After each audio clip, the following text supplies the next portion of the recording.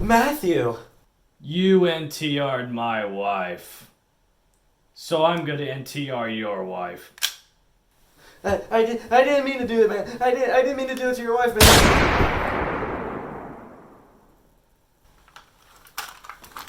That's just how it works, partner.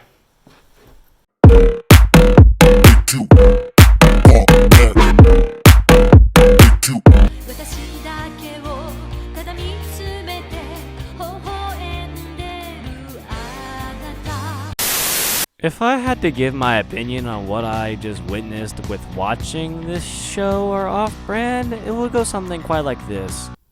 The fuck was this shit?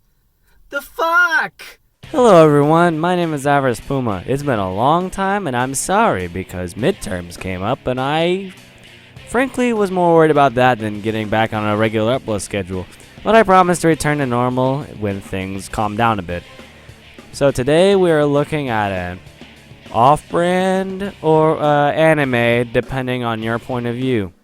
Honestly, I consider this one an off-brand because the amount of crap that flies on the screen. You can argue in the comment section below and prove me wrong in some other points later on. But today we are looking at Redo of a Healer. I'm ready to get my ass kicked. You can pretty much find out what people think about this anime on many different Reddit or V posts, or even hell on the Urban Dictionary about people posting definitions about this accursed show, because the only definitions I could find on the Urban Dictionary were just shit posts about how they absolutely hate this anime. And people believe, I can't believe it's not off-brand. I mean, hell, there's titties and everything on the screen. But hey, I'm here just to express my opinions and give synopsises. So, I'm just here to get down and dirty and figure out what the hell I should give this a rating for. So, with that out of the way, let's get right into this mess. We start out with a young man named Keru. I'm probably gonna pronounce that absolutely fucking wrong. But you know, hey, I'm gonna go with it. He hears a voice in his head directing him to a star spirit, which grants him an eye to see all creation. This guy gives him a power to heal all sort of wounds, and he is labeled the hero of healing by everyone else in his village. His power, though, had a dramatic side effect, forcing him to see the memories of those he healed, including, like, the pain. Which, you know, no one likes pain, unless you're a masochist or a sadist. I'm not kink-shaming, I swear, I just expressing stuff out there. So when his party deemed him useless because he didn't want to heal anyone because he didn't want to experience the pain and suffering of which the victims have gone through, he was captured, abused, and forced to heal his party in battle. But eventually, in secret, he grew stronger by absorbing the experiences of his abusers and learned to use healing magic in unconventional ways.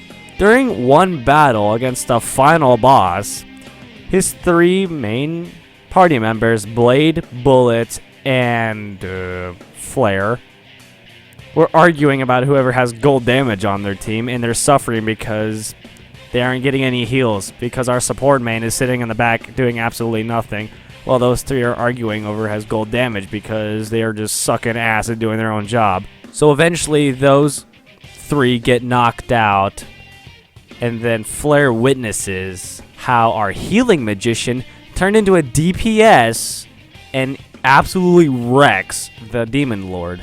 The Demon Lord actually is a girl, which is more as a demon queen, whatever. The Demon Lord had a wish and has this Philosopher's Stone, which looks like a diamond, which looks corrupted. Don't look at me, I'm just here to not argue about art style, I'm here about what's happening.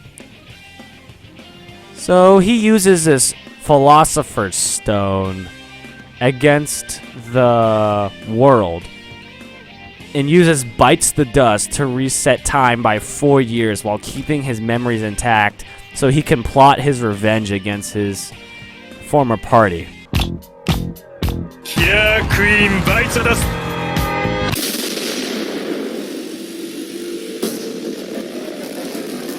Hello everyone, my name is Avarice Puma. It's been a long time and I'm sorry because midterms came up and I Frankly, was more worried about that than getting back on a regular upload schedule. But I promise. We relive the same memories going through on and on again. Kiru, our boy, becomes an off-brand protagonist and screws every maid in the royal capital to steal their experience while they screw him to increase their level cap, because apparently having sex with a hero can increase your level cap. Take notes, Final Fantasy. You can screw people to get more levels. This woman eventually shows up named Kuria, which is a swordswoman who is named as the Holy Swordsmaid, I believe, but I can't remember her full title, but whatever. She loses her arm, and our main Healy boy regenerates her amputated arm, but at the cost of experiencing all that pain in the memories that she occurred while having a missing arm. And he pretends to pass out to fool the Princess Flare, who is his main abuser. Confirming Flare is still as cruel as she was previously, our main protagonist plans his revenge against his former party. We later continue to see our main Healy boy pretending to be afraid of painful memories. He swears never to heal another person again and pretends to allow Flare to imprison him and get addicted to drugs, even allowing himself to be forcefully screwed to fool her. The princess bitch begins forcing our Healy boy to heal injured heroes, but in secret, our Healy boy Keru steals the magical abilities from every single knight he is forced to heal. One night, he uses his stolen abilities to escape and disguise himself as the captain of the guard. His name is Leonard, by the way. Keep that in mind because that's going to come up later in the story. He disguises himself as the captain of the guard, Leonard, and asks to visit Flare's personal chambers alone. And once alone with her, he heals away her ability to lose magic by touching her face and ripping up her clothes because, you know, apparently in this universe, there is no other form of regular sex. It's just the R word that gets you demonetized. Kiru decides to play a little game with our Princess Flare Blitch. He decides to break all of her fingers, and if she doesn't make any noise while he breaks all her fingers, she becomes free. Like, he ends his revenge there. I can't speak English because English is hard. After repeatedly breaking and healing her fingers, our main boy forcefully screws her. And he heals her in order to alter her appearance and her memories, just erasing Princess Flare from existence. After healing a dead bodyguard's face to look like Flare, he burns down her personal chambers and frames the captain of the guard, Leonard, as he escapes with the real Flare. He decides, after that, to target his other abusers, Bullet and Blade, the other two heroes, and seek out the former demon lord that he saw before using Bites the Dust. With Flare and now amnesiac, Kiru renames her Freya and convinces her that she is his servant and lover while he changes his face and dons a new name, Kiriaga. Kiriaga, I think that's how you pronounce it, but I don't think so. And the weak hero of healing, Kiru, is left in the dust forever, never to be heard from again. After that nonsense and trickery, Kiriaga and Freya leave the city because they are now wanted, I assume. He also learns that Flare's younger, smarter, and more sadistic sister, Norn, is returning to the city, and he's determined to avoid her because he also has PTSD from her and doesn't want to do any part of that. Every night, Flare would force him to pleasure her in flashbacks that we currently see, and he just gets PTSD and just doesn't have anything good in his memories because apparently everything in flashbacks is just wrong. Can't say that, Cole. You can't do that. Turns out, in his previous life, he couldn't sleep with the princess, so she would force him to pleasure her. And then the sword heroine Blade would beat him for touching Flare, and then assault him because she could not sleep with Flare herself, because, you know, lesbians is not funny in this universe. And Bullet, the gun hero, the one dude in the party, would violently, you know, forcefully screw him, claiming to love him before choking him unconscious, and getting a whole giant boast of PTSD, because apparently there's nothing redeeming about this story at all, because this is one giant revenge R scenario, because people can't have anything else in their life. Back in the present, they later arrive at La Taurina, a lawless city dominated by criminals who prey on the poor. With the halcyon eye that he was never mentioned to have since the beginning of the story, he detects that the town's water is contaminated, making whoever drinks the water sick. Using his own immunity to the poisons, he creates a cure in his blood and sells it to a merchant, promising to continue to make him more in exchange for half the profits. He later visits a slave trader and purchases an ice wolf demon Lolly, noting that her rage has kept her conscious despite being infected, and she wants to get revenge for whoever she hates so much. Kind of like what our main protagonist is going through, because apparently everyone in this fucking story has been fucking assaulted. Sorry, being passionate is just terrible, and sometimes in the future. But I can later confirm nor deny that I hate this story. Our main protagonist with the Ice Wolf Lolly, her name is Setsuna, by the way. I think I said that right. And since when he heals someone, he looks at their memories and reveals that she and other Ice Wolf tribe members attempted to stop mercenaries from discovering their village, only to be easily overpowered, and they are sold off and either screwed again, because apparently nothing happens in this universe besides just slave trading and what the fuck? Setsuna wakes up and discovers her alignment was cured. Although thankful, Setsuna attacks Keru out of an obligation to be elsewhere, only to be easily subdued. Keru reveals his knowledge of her past and that Setsuna has reached a plateau in terms of her strength. However, our boy notes that he's a hero, is able to raise the limits of her current strength for knowing her true name, and he wants to screw her, because apparently every fucking time in this story is just sex.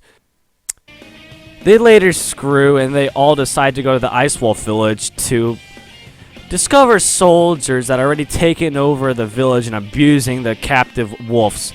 Before the Ice Lolly Setsuna could rush in, Kara tells that her this was meant to drop the demi-human warriors and convinces her to wait until he thins out the enemy forces. And once the battle ignites between the kingdom and the demi-humans, Kara dons a mask and announces himself as a sword hero before charging in. With this healing power and the abilities that he stole from half of the swords people and knights and the holy sword hero, Kyria, he easily overpowers every soldier. Freya, being the previous known Princess Flare, aka the hero of magic, casts an awesome spell known as Falling Star and kills mostly everybody. With their numbers greatly reduced, Keru signals Setsuna to indulge in the killing of the survivors. And after the battle, they discover the source of the poisoned water was a corpse of a monster placed in the water source by the demi-humans, because those fuckers couldn't decide anything else better to do than to poison other people while they're suffering. Kiru offers to increase the poison's potency or to turn the water into medicine. And being a nice ice lolly, Setsuna chooses the latter, and then not one of those to uninvolved be harmed. She has good intentions. So after they screw once again, because apparently nothing ever fucking happens in the story besides fucking, our ice lolly Setsuna completely offers herself to Keru for aiding her revenge and saving her tribe before telling him her true name. And afterwards, Keru decides there'll be other things for him to do, as well as getting for revenge started again. At the back of the kingdom for the caring and empathetic, well, our knight captain gets shit on because he allowed the princess to die, but the king offers him a final chance to restore his reputation. Capture the hero of healing and use any means necessary to do that. Our knight captain is ecstatic to get revenge, and Norn, standing beside the king, places her hand on the latter's shoulder. At the kingdom, once again, our sword heroine, Kyria Claret, that's her last name, by the way. I'm just pulling names out of the fucking asshole of the universe. Overhears some rumors about some soldiers being killed with her sword technique.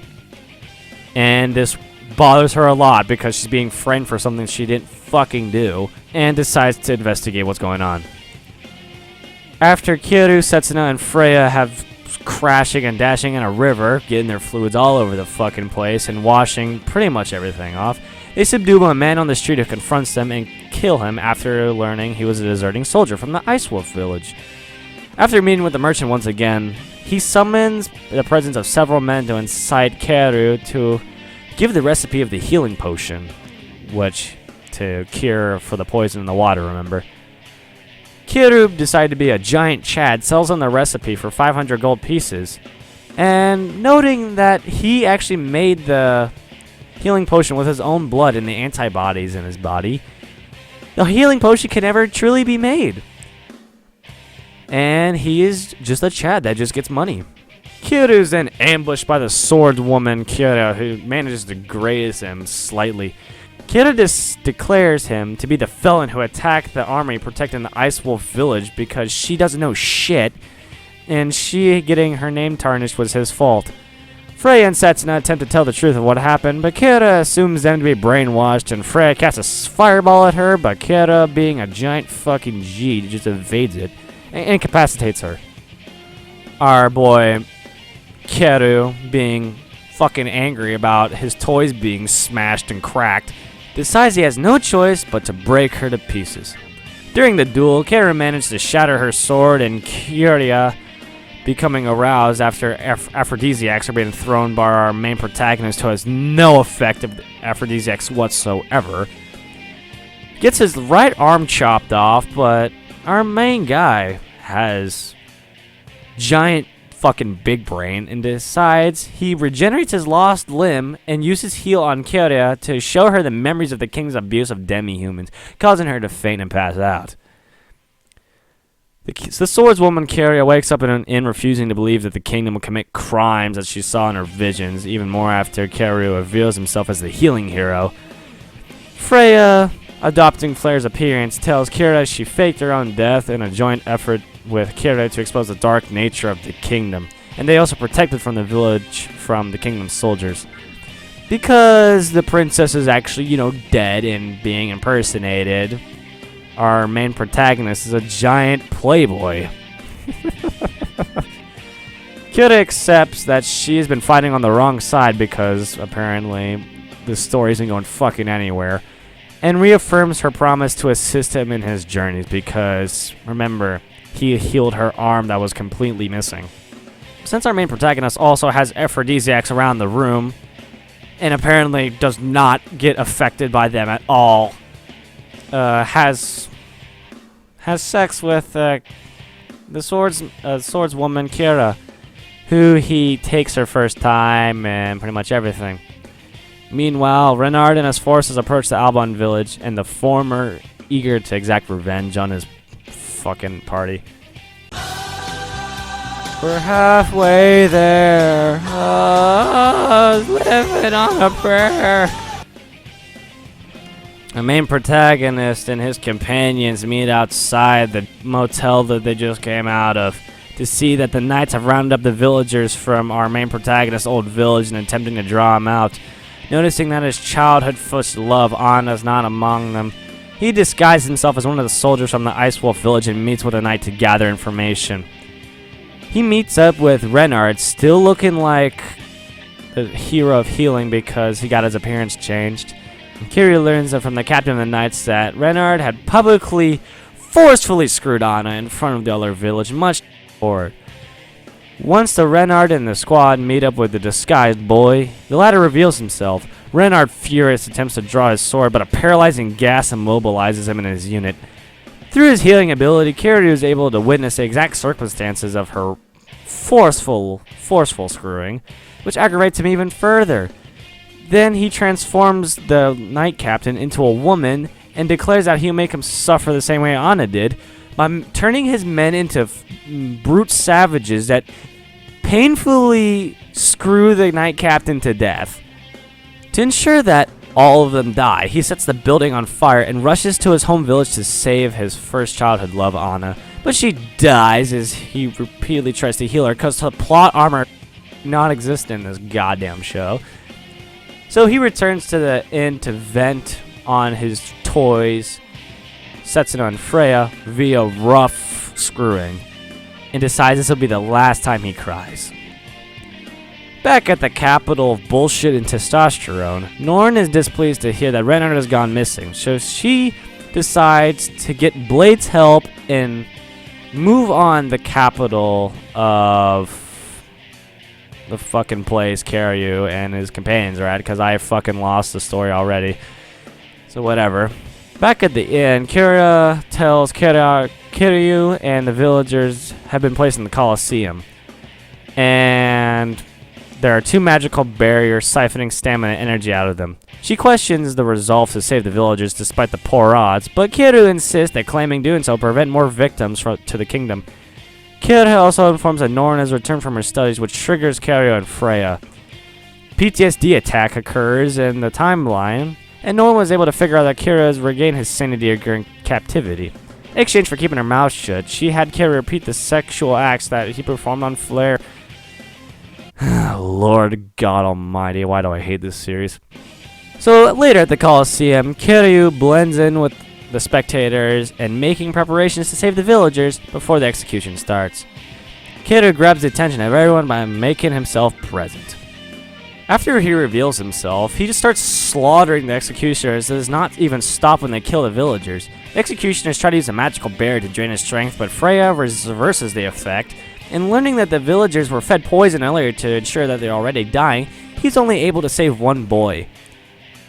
Freya reveals herself pretending to be Flare and reveals the corruption of the kingdom, causing the audience to turn on the executioners and kill them. Aware the boy blames him for everything that happened in the village, Kiryu tells the merchant to care for him. Kiryu leaves to continue spying on the kingdom, warns him that Norn and her army is heading for the city of Branaka. He notes that the timeline has changed because the multiverse is collapsing. What's the fucking ever?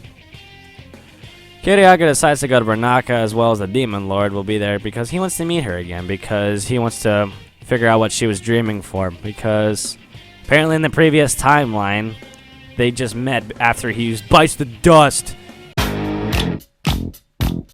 Later that day, Freya later confesses her love again to our main Healy boy, and deciding that she will kill anyone that stands in his way, causing Kiryu to realize, excluding her devotion to him, her personality is not that different from Flare because they're the same fucking person. It's not like your personality fucking changes when you change fucking aliases and looks and everything. They're just gonna still have the same personality traits, I would hope. Since our Healy boy changed the look of the Princess Flare and did not receive her weapon back in the castle, her incredible power causes all her magic staffs to break because she's too OP for that weapon. So Kiryu decides that one day he'll have to acquire a divine weapon so that it can handle her immense power. They later arrive in Branaka, where humans and other races live in harmony unlike other places. At a restaurant, they meet the former Demon Lord in the previous timeline, but it looks like she's less powerful now. Kiryu realizes she's not yet the Demon Lord, but instead a member of the Blackwing tribe, who the current Demon Lord, who is not given a name, ordered to be eradicated. Bounty hunters attack her and she is hit by a poison arrow, but our Healy boy decides to save her because he wants her to become the Demon Lord to prove destiny or whatsoever, I don't know. She does not believe him, but agrees to stay with the group. Later that night, she wakes up to a shock to find and Bruin in front of her. He invites her to join him and taunts her to prove that she's a grown-up, but that doesn't happen because she doesn't want to, because she still has the V card, unlike every single frickin' person that he screwed. Kiryu says once she becomes a Demon Lord, he wants the Philosopher's Stone and for her to secure peace between humans and demons. While discussing their combat capabilities, Eve explains that she can summon the legendary disease-spreading bird Calderus, but she will have to endure several trials, including traveling all around the world to make it obey her, And Kiriaga disguises himself and scouts the city. But a bounty hunter recognizes immediately due to a scent because our boy smells like coochie for amount of people that he screws. And he returns to later have more smecks. Embarrassed, former Demon Lord, my bad, Eve leaves the room but aroused, and she listens and decides to masturbate because, apparently she doesn't want to join in on the giant threesome that's happening right now. But he knows that she's only listening because he notes it's only a matter of time before she gives in to his advances. Kiriaga and Setsuna track down the bounty hunters and massacre them as payback for destroying the restaurant. He leaves survivors in a pit to be devoured by the beast while Freya buys a magical staff and our Healy boy Kara improves it. While he improves the other staffs in the store, the owner gives him money back and a mithril sword. The owner of the store is called Cartman. It turns out Norn and Blade and another hero, Hawkeye, have arrived in the city. Our Healy boy retreats when they arrived in the frickin' city. Can I speak English? That night, Blade tortures and screws a girl forcefully. And this is terrible because apparently she's a hardcore scissor sister that gets nothing off to men and gets... What's that one fear of men? I'll throw it up on the screen, but I'm too lazy to go back in editing and fix that because it took way too long making this video. After screwing Freya and Setsuna, Kiriaga decides to use himself as bait. Fun fact, female Kiryu, he is actually... Okay, she is voiced by the same person who did Rias in High School DxT. Imagine that. The name for this woman is named Kiriara, yeah. At a pub, Blade is enticed by Kiriara and offers her a drink. Blade transfers a sleeping potion via kiss, and our boy pretends to pass out. While she's getting carried back to the hotel, he witnesses a fight between the hero Blade and the father of the girl who Blade screwed. The dad gets absolutely wrecked, and because of her holy sword Ragnarok being a hero's weapon, heals her and does more damage because it's a holy weapon. Kiria is knocked out cold and later wakes up tied to her bed. Blade prepares to forcefully screw her, but is horrified to discover that Kiria has a penis. He later breaks her bonds and stabs her leg with a poison dagger while she attempts to reach for Ragnarok to heal, but is later stabbed again and passes out. It is time for revenge on this stupid bitch. Kiriaga reads Blade's memories and learns that Norn is planning to attack Branaka in 3 days. After paralyzing Blade's legs, she brainwashes 3 men to gang screw her. The men kill her and then eat her, causing Ragnarok to revert into a magical gem.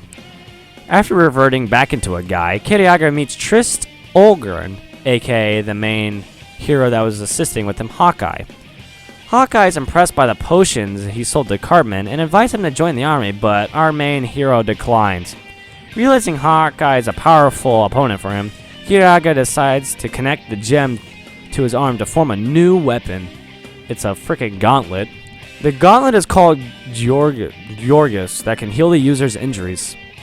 Kiriaga celebrates by having more sex with Freya and Setsuna while Eve screws herself.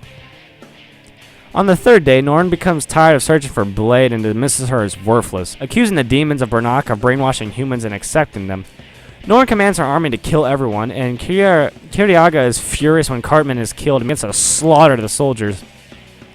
Norn and Hawkeye are shocked when Freya, once again pretending to be Flare, projects a giant hologram of herself into the sky, accusing the kingdom of all its monstrosities and bullshit. Freya declares that the non-humans are not the enemy and asks the soldiers to stand down, which they do. Norn and Hawkeye express confusion as Kiriaga breaks in and battles Hawkeye and brutally murders him. He knocks out Norn and reads her memories and learns that she was responsible for the Leonard attack in his village. When she wakes up, he brainwashes Freya to acting like a dog and promises to let Norn go if she doesn't climax until morning. However, Norn fails, so he and Freya forcefully screw her, and then he erases Norn's memories just like Flare. and turns her into Ellen. His little sister is in love with him and turns Freya back into normal. Okay, normal's in giant quotation marks because nothing in the story is fucking normal. They later have a fivesome in the one room with Freya, Setsuna, Ellen, and Kyrya because she came back to help our hero, but our hero did a one-man band and cleared out the whole village. They decide to travel all around the world to help Eve tame Calidrus, the giant bird, but pauses to lay flowers on Carmen's grave, saying he avenged him and Anna, and the king assigns Bullet to stop Kiriaga. And as Bullet is eager to meet his male playtoy again, Kiriaga realizes he's starting to kill for his girls, but decides he will never know peace until he gets revenge on Bullet too. And that is the end of the anime. People are waiting for a dub for this stuff, and I frankly want to see that because I want to see awesome voice acting, unlike what happened in the freaking off-brand anime, because apparently nothing happens in this anime besides screwing, bloodshed, and more screwing. Because half of the time I'm conflicted to look at the subtitles or the giant bingo bongers flying around the screen. So sorry if this video took 10 hours to come out, and sorry it's really long, because I decided I was gonna focus more on my midterms than anything. I would give this a 5 out of 10. Honestly, there's way too much forced for me. I don't like forced. You can give me crap in the comments for how I agree this is an off-brand, but I don't care, honestly. Because I got scarred for life first watching this, because I would have thought it would be something awesome, because it's a fantasy and all that, because I like fantasy and magic, but apparently not. This was just screwing and more screwing, and coming from a man of culture, this is something else. If you want to find out what most people think about this anime, go on Reddit and then search this in, and you'll find a giant thread of people bitching and complaining about what the hell is wrong with this anime. So everybody, my name is Manavers Puma. Stay safe and tune in next time for your next daily dose of content.